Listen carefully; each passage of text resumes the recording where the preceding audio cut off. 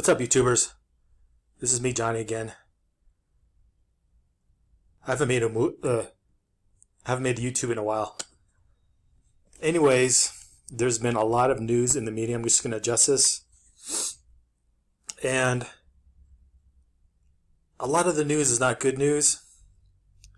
Just as an example today, if you don't know, the Prime Minister, I think it's the Prime Minister of Canada, Mr. Trudeau.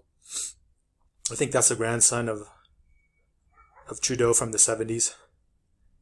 Anyways, he just made an announcement that you cannot, this is my understanding, if I'm wrong, leave it in the comments, but if you're trying to fly into Canada, if you're a Canadian citizen, you're not going to be allowed into Canada, I believe, for 2 weeks. And it's going to be from Mexico and the Caribbean countries. My understanding, too, is you're going to have to quarantine when you come back into Canada. Why do I bring that up? It's because when the Biden administration came into power, they changed everything so Americans have to quarantine. Well, that's what I thought when they come back to the United States, but they don't. But if you're flying on an airplane, you have to get a coronavirus test, which is true. But if you come across the land borders, you do not have to get a COVID test. And I thought that was funny. It's like, why are they doing that? I think I found out today, and I could be way off base. But I think the Canadians coordinated with the Americans, so Canadians who are stuck in the Caribbean or Mexico can cross the land border. And you're supposed to quarantine according to the CDC rules, but it's not a requirement. At the land borders, you have to tell them where you're going, and then they just assume you quarantine. You don't have to prove it or nothing. So you give an address of someone you know there. Anyways, it's just fascinating. I really don't know what this is about. My understanding is the death rate from coronavirus is 0.02, which is not really extremely high. In fact, when you look at the statistics, people die of other things more than this. I'm not trying to make light of corona. This video is not really about corona. It's just that for whatever reasons, the establishment is hitting the panic button when it comes to coronavirus. I don't think this is really about coronavirus, but it's about other things. Anyways, I just wanted to put that news out there. Like, if you're an American, you can cross the land borders into the United States without a COVID test. But if you're Canadian and you're flying into Canada, you won't be able to do that for 2 weeks. And my understanding and belief is this could be extended. So governments are going crazy. In the UK, it's very similar in the UK. They keep dragging it out on how long they're going to keep the societies locked down. Oh, and one more thing. I'm not done yet beating a dead horse. You might not have known this if you're in Guatemala or Central America or South America or in other countries, but I don't watch the news much. Sometimes a subscriber will send me news about something or something like that, and then I find out about things I wasn't really aware of. Anyways, in the Netherlands, there's been rioting for 2 or 3 days, maybe 4 days. And when I think of the Netherlands, I think of a very law-abiding citizens, like in Germany, like in most of Central Europe, people who don't really protest much. Now, the establishment is making a big deal of this. By this, I mean they're saying this is out of character, which it is. It's out of character for the people of the Netherlands to do this. But they're saying it's just hooligans. I think it's more than just hooligans. I think across the Western world, people are starting to figure out this coronavirus is an excuse to crack down on people's freedoms and liberties. Liberties to protest, liberties to travel, liberties to run their business all across the Western world. And I say this, it's really true.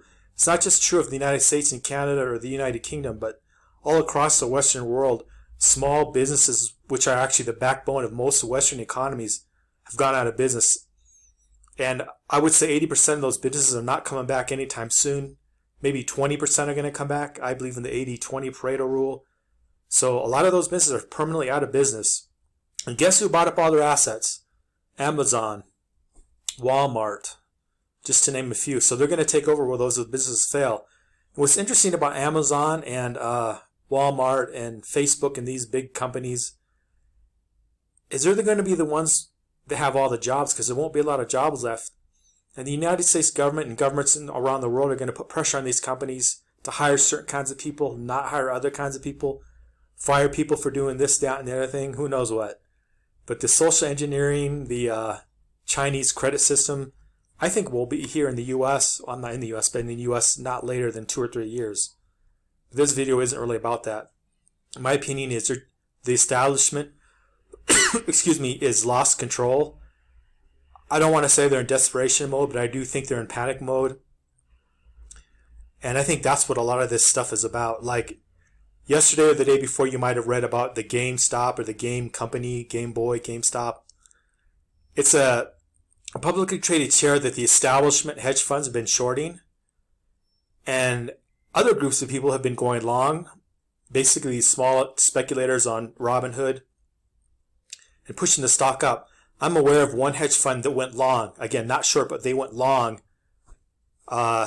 This GameStop or whatever it's called at 14 bucks. I became aware when it was at 50, and these people on Reddit were communicating amongst themselves, the smaller speculators, and then they coordinated to push the price up by taking their $600 stimulus checks and put it on like Robinhood and pushing the share price up to I think over 200, 250. And then the establishment really got panicked. I've never seen the establishment get so worried about small investors pushing anything out. Remember in 2008, 2009, when the stock market was crashing and burning, and even recently 6 months ago when the share markets were crashing, and the establishment did everything they could to push stocks up? Apparently, if it's the broader market going up, that's what they want. But if it's individual stocks going up, they don't want that. Who knew? I don't know. Anyways, in the last day or two, all the big regulators and have been coming out poo-pooing this and bad-mouthing these small traders, and they've also been putting pressure on Robinhood. I know Robinhood and a few other brokerage firms like Charles Schwab, they won't let you buy it and go long. I don't know how long it'll last. I don't think that's even legal. So we can see in the United States, at least, the rule of law isn't what it used to be. But I'm sure my viewers are aware of that. For a long time, the rule of law hasn't mattered that much. But this is what this is all about. And then regarding Bitcoin, in the last 3 or 4 days, you've seen, I would say, almost coordinated efforts amongst Lagarde, the Treasury head now. I forget the lady's name. She used to be part of the Fed. But they've been saying they're going to maybe ban it. They're hinting at banning Bitcoin or regulating it. So far, they haven't done anything. So far, it's all hot air. We'll see what they actually do, but so far, it's all hot air. But the establishment is starting to worry. They're starting to panic. We can see they're talking about putting everyone on lockdown, putting everyone on some kind of government aid program like, I forget what it's called, but some kind of guaranteed income for people and things of that nature. So I don't know what's going to happen if everyone's getting a government handout and no one's producing anything. Because if no one's producing anything and everyone gets handouts, it kind of reminds me of Argentina, where society just stops and prices of things just go to the air because no one's producing anymore because inflation's so high and taxes are so high and regulation is so high that there's no incentive to produce anything. So this is going to end badly. Now, to my friends on the left, they say it's going to be okay. We're going to have robots and software make all our food and make all our stuff. Maybe so, but I don't think so. Not yet anyways. So I just wanted to point that out, that in the last 3 or 4 days, there's been a lot of interesting developments on the establishments around the world in panic mode. And now I can see it. I was wrong quite a bit in my previous videos that I thought at least traveling around the world will be open up again, but it looks like it's going to be, some places will open up, some places are going to keep closing down. And probably till March or April, I don't know, it seems like 3 months from now, maybe they'll open. Because they keep, like the UK, the Prime Minister there said he's going to lock down the country. And my understanding, he's extended that out. Well, if Canada's locking down for 2 more weeks, and then if they extend that out, I don't know how that's going to work. They can't keep people locked down with no income coming in. They can't keep, I mean, they can keep bankrupting small businesses, but then there'll be no more tax base. Because big multinationals, they don't pay much tax. Their effective tax rate is 2-3%, sometimes 0. So I guess they're just going to go into the Fed or the Treasury is going to start funding everything, and that's not going to create inflation. My understanding is the Fed, the new Treasury Secretary, I forget her name, but she said they're going to worry about that inflation. They're going to worry about that road when it happens. So apparently they're not worried about 3% or 4% or 5% inflation, but that could be happening sooner than we think. That could be a possibility why the share markets have been rallying so much. And then recently in the news, everyone's talking about how overvalued the stock market is. And it's true, but if you look at Zimbabwe or Argentina in the past, their stock markets kept going up and up and up just because the governments are printing so much money. Excuse me. But we live in interesting times. We were very interesting times. I personally don't think they're gonna be able to stop Bitcoin. Maybe some of these crap coins or so-called shit coins. But I'll believe it when I start seeing them actually putting pressure on banks, because there's more and more banks that are onboarding people to buy Bitcoin as opposed to shutting it down. So then what are they going to do? Regulate it? Then it's just going to be regulated. Then it's just going to go in offshore havens. Just like Biden said he's going to tax the rich. Well, I don't think he's going to do that. But if he actually did do that, they're just going to leave. You can just look at California in the United States. Wealthy people are leaving. They left a long time ago. What you're actually seeing is the middle class is leaving California. And that was the backbone of the taxes that were coming in was from the middle class businesses. They're leaving. Now it's mainly just people on government transfer programs living in California. Soon they'll need a bailout from the Treasury Department or somebody or the Fed. And I have no doubt California might get one and New York might get one, but they can't bail out every state. Once people figure that out, like game theory says, the first states to get bailed out will be the beneficiaries. The last states will be the ones bearing the brunt of it all. Or ultimately the taxpayer and consumers, because they'll just be paying higher prices for everything. So we surely live in very interesting times, as the Chinese like to say. Very interesting times. Just as some goings on here in Guatemala.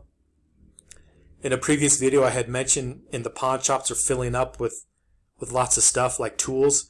Like, the way I look at the world is, we have a lot of consumer junk that we buy, like cameras and computers. Then we also have a lot of tools, like tradesmen have a lot of tools.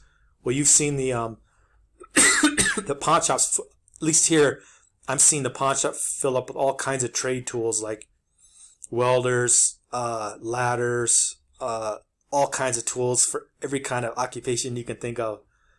Well, that's not really out of the ordinary. That's to be expected. But what I've seen recently, now they're trying to liquidate all this stuff. We're in the liquidation phase of tools. Stuff that used to be 1,000 pesos is now 500. Things that used to be 500 is 200, 250. So all these pawn shops are liquidating their stuff. So if you have any kind of electronic,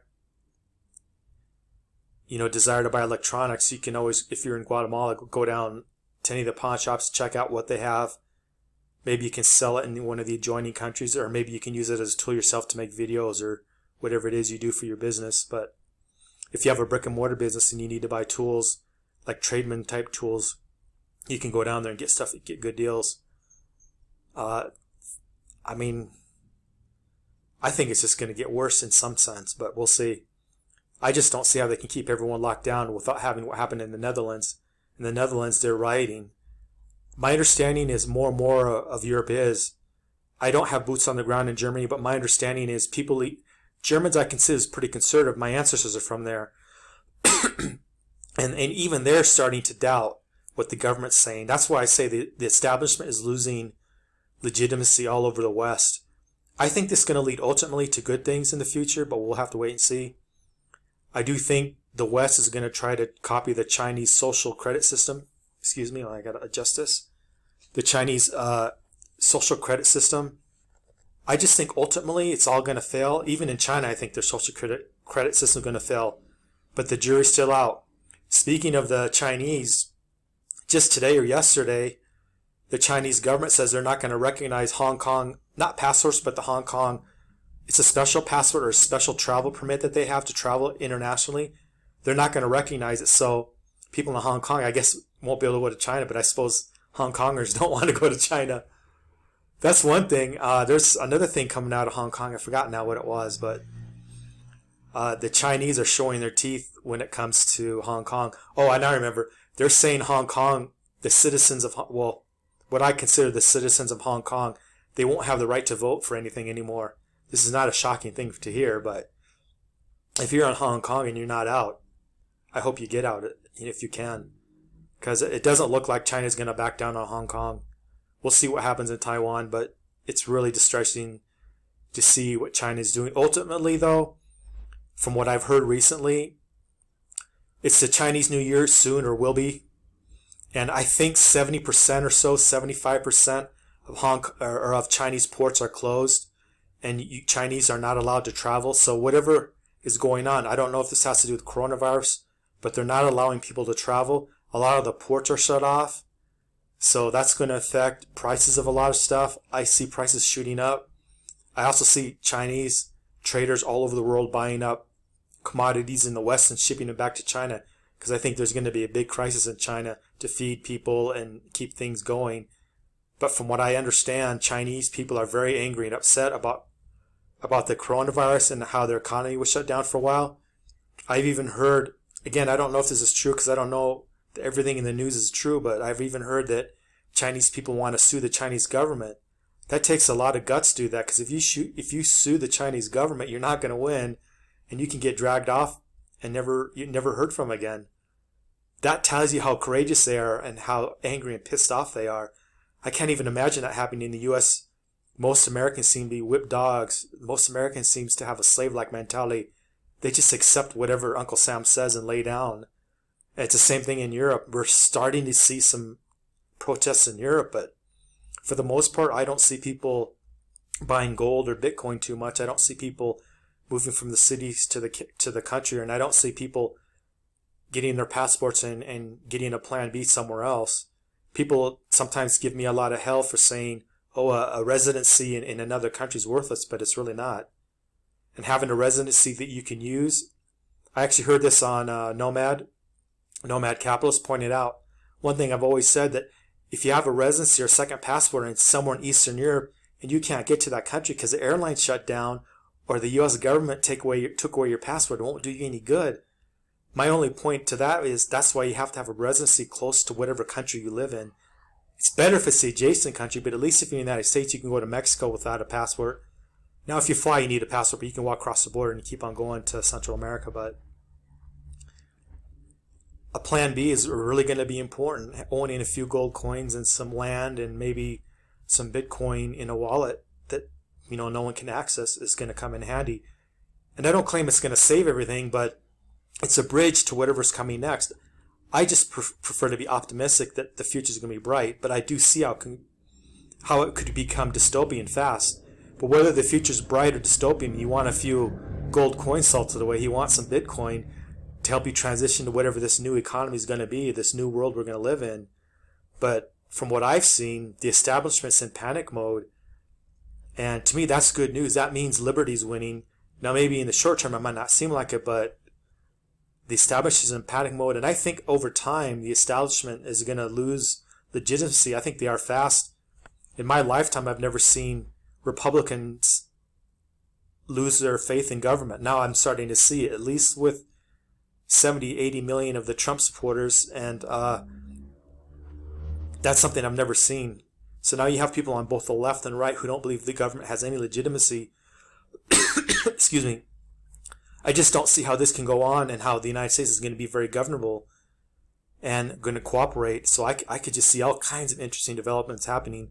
I can see either legal or not so legal secession. I can see people moving from cities to the country and just not cooperating anymore. I can even see a few sheriff's departments not cooperating with the federales.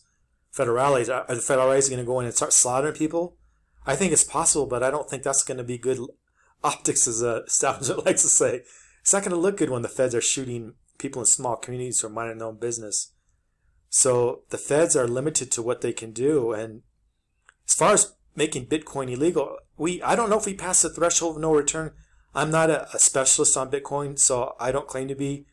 But you have more and more billionaires who have bought Bitcoin, and there's enough people, maybe not enough, but I think we might have enough people in the establishment, or who previously thought of themselves as establishment people, who own Bitcoin, who won't want to put pressure on government to make this illegal.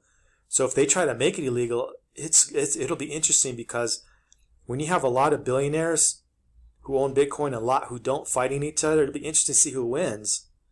It will be really interesting because if they try to make a lot of these wealthy people who already bought Bitcoin, and it's no secret who's bought it, you're seeing more and more CEOs come out and saying they're putting their treasury or part of their treasury in Bitcoin. And I don't know if we've seen any pension funds, but we're starting to see endowment funds even get interested in it. So far, I don't think any have. I'm not aware of it, so maybe if they have, let me know in the comments.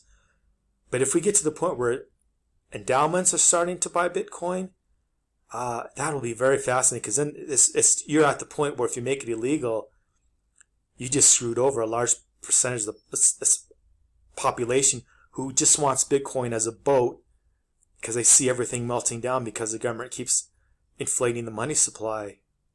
So it'll be interesting to see how that works out. Anyways, that's it for now. This is Johnny Me signing out. Like, share, subscribe, and leave a comment. Thank you.